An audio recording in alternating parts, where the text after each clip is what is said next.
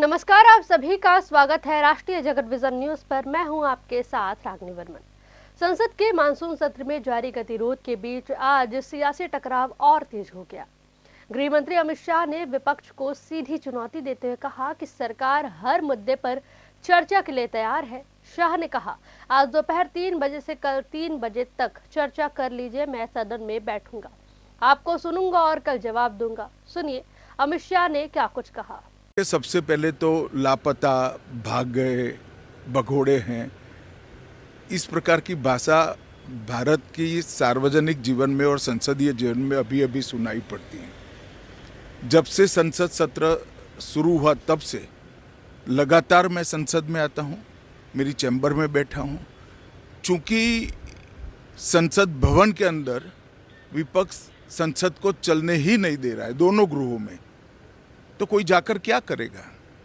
जहाँ तक चर्चा का सवाल है, सरकार की ओर से किरण रिजिजू जी ने, जो हमारे पार्लियामेंट्री अफेयर्स मिनिस्टर है, उन्होंने बहुत स्पष्ट कर दिया है कि जो नीट आंदोलन के छात्र प्रदर्शन पर सभी प्रकार की चर्चा करने के लिए सरकार तैयार है और चर्चा के लिए समय सुनिश्चित किया जाए और विपक्ष तैयार हो जाए।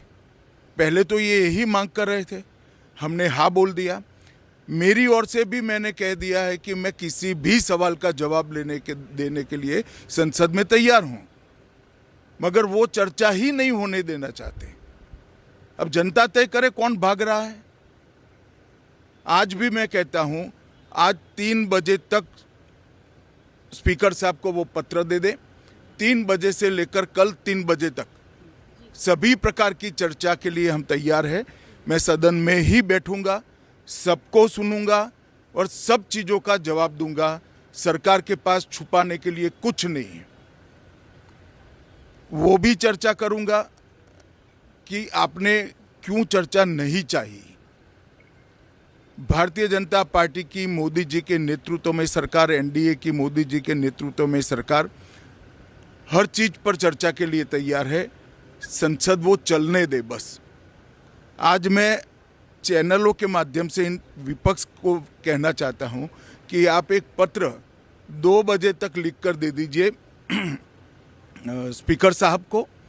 3 बजे से चर्चा चालू कर देंगे और कल 3 बजे मैं जवाब दे दूंगा सारी चीज़ों का।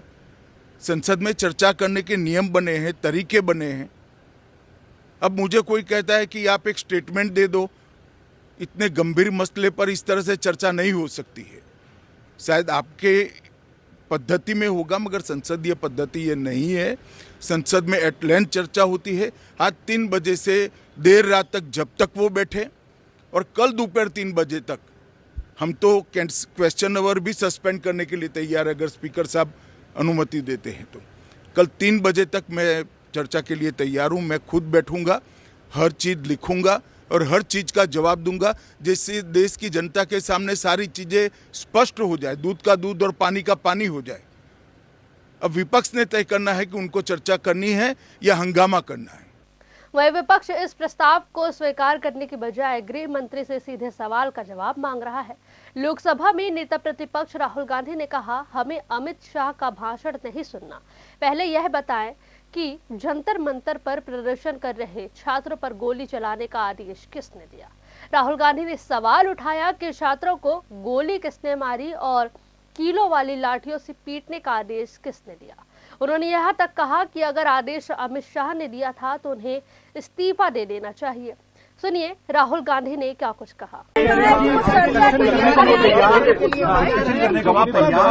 अपोजिशन अपना स्टैंड क्लियर करे। ये मिशन हमने खारगे जी और मैंने प्रेस कॉन्फ्रेंस किया, बाकी ऑपोजिशन ने क्लियरली बोला है, we are not interested in listening to mister Amit Shah's imagination. We are not interested in him giving us a lecture or a discussion. We are interested in one simple thing.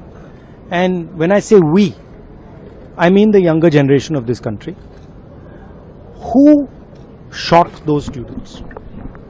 Who gave the order to shoot those students? Who blinded one of the students?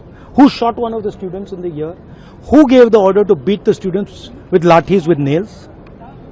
Who gave that order? That order was implemented by the Home Ministry. Delhi Police and RAC are both Home Ministry systems. Did Mr. Amit Shah give this order to shoot our children, or did he not? If he did, he should resign because he is culpable. And if he did not, he should resign because he is incompetent. Right? This is अब आपने मुझसे सवाल पूछा, आप उनको interrupt करती हैं? नहीं, जब वो बोलते हैं आप सुनिए, जब वो बोलते हैं आप इंटरप्ट करती हैं? नहीं, मेरा जवाब बोल लीजिए। आप इंटरप्ट करते हैं जब वो बोलते हैं? क्यों नहीं करते हैं आप?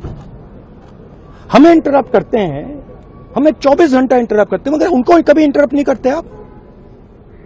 उनमें क्या स्पेशल चीज है जो पूरा मीडिया चुप करके चूहे जैसे उसके सामने खड़ा हो जाता है?